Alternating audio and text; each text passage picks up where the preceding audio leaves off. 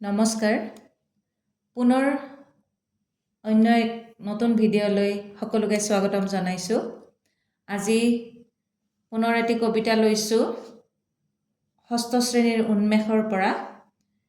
কবিতাটি হ'ল মানুহে মানুহৰ বাবে, আৰু এই কবিতাটি ৰচনা কৰিছে ডক্টৰ ভূপেন হাজৰিকাদেৱে। তেখেতৰ জন্ম হৈছিল 1926 চনত। সেইকাৰণে 1925 বৰ্ষটো সুধাকণ্ঠৰ জন্ম শতবাৰ্ষিকী হিচাপে চৰকাৰে পালন কৰিছে।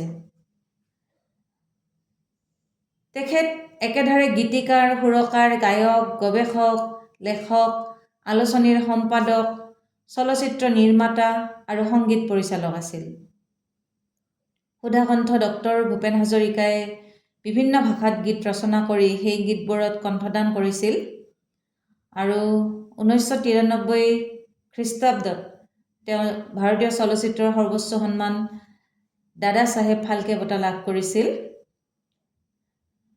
93 খ্ৰীষ্টাব্দত শিৱসাগৰত অনুষ্ঠিত অসম সাহিত্য সভাৰ সভাপতিৰ পদো তেওঁ অলংকৃত কৰিছিল। তাৰোপৰি তেওঁ ভাৰত চৰকাৰৰ সংগীত নাটক একাডেমী বঁটা, পদ্মশ্ৰী, পদ্মভূষণ আদি সন্মানেৰেও সন্মানিত হৈছিল। 1919 খ্ৰীষ্টাব্দত তেওঁক ভাৰত চৰকাৰে মৰণোত্তৰভাৱে ভাৰত ৰত্ন সন্মান প্ৰদান কৰিছিল। কৃষ্টিৰ পথাৰে পথাৰে বহাগ মাথো এটি ঋতু নহয়, এই মই এটি যাযাবৰ, দিহিঙে দিপাঙে, গীতাৱলী আদি তেওঁৰ উল্লেখযোগ্য গ্ৰন্থ। আৰু 2011 খ্ৰীষ্টাব্দত তেখেতৰ দেহাৱসান হয়। মানুহে মানুহৰ বাবে এটি আচলতে এটা দেশপ্ৰেমমূলক গীতহে। এটি সুন্দৰ গীত মানুহৰ বাবে তেওঁ ৰচনা কৰি থৈ গৈছে। আমি মানুহবোৰে সদায় সুখে শান্তিৰে বাস কৰিবলৈ বিচাৰোঁ। ইয়াৰ বাবে আমাৰ মৰম, সহায়, কৰোণা, দয়া এইবিলাক মানৱীয় গুণ আমাৰ বহুত দৰকাৰ। আৰু এই গুণৰ অধিকাৰী ব্যক্তিসকলে সমাজৰ হিতৰ বাবে সদায় ত্যাগ কৰি আহিছে। সমাজৰ দুৰ্বল শ্ৰেণীৰ লোকসকল এনে লোকৰ সহায়ত বৰ্তি থাকে। আনহাতে সমাজত অনিষ্ট কৰা লোকক দস্যু বা দানৱ বুলি কোৱা হয়। দানৱ শ্ৰেণীৰ লোকৰ বাবে সমাজত শান্তি ব্যাহত হয়।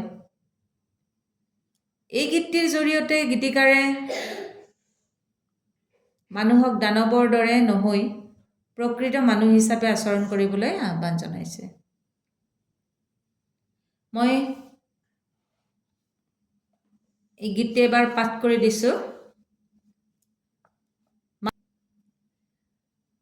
গীতটি বহুত ধুনীয়াকৈ সুৰ কৰিছিল হাজৰিকাদেৱে। বৰ সুন্দৰ গীত।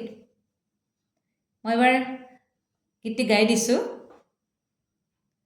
মানুহে মানুহৰ বাবে যদিহে অকণো নেভাবে, অকণি সহানুভূতিৰে ভাবিব কোনেনো কোৱা সমনীয়া। মানুহে মানুহৰ বাবে, মানুহে মানুহক বেচিব খুজি, মানুহে মানুহক কিনিব খুজি, পুৰণি ইতিহাস দোহাৰিলে ভুল জানো নহ'ব কোৱা সমনীয়া।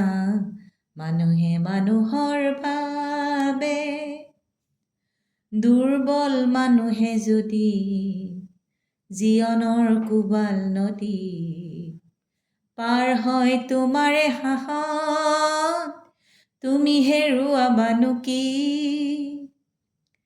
মানুহ যদিহে নহয় মানুহ, দানৱ কাহানিও নহয় মানুহ।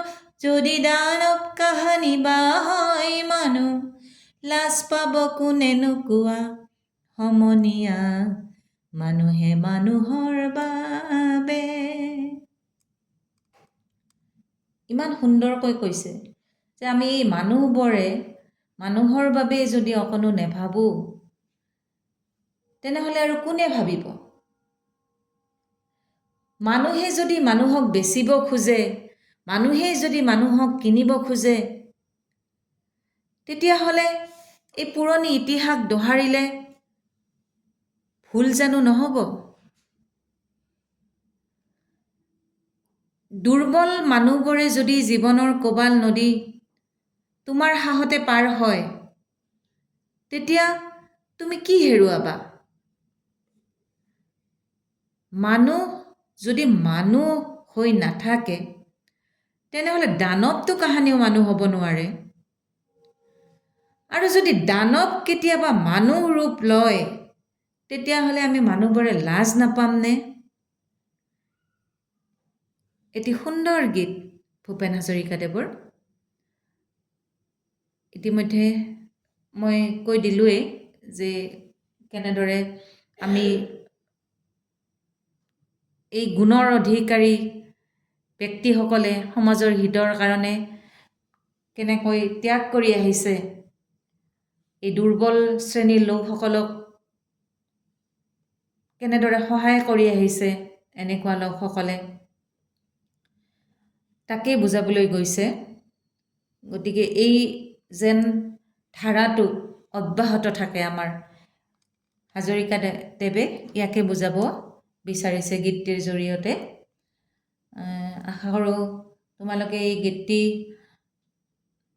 শুনি বা তাৰ কথাখিনি জানিব পাৰি বহুত ভাল পালা।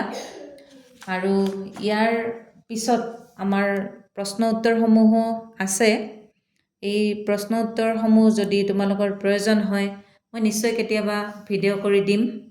মাত্ৰ তোমালোকে এই ভিডিঅ'টো লাইক আৰু কমেণ্ট কৰি যাবা যদি প্ৰশ্ন উত্তৰসমূহ তোমালোকৰ প্ৰয়োজন হয়।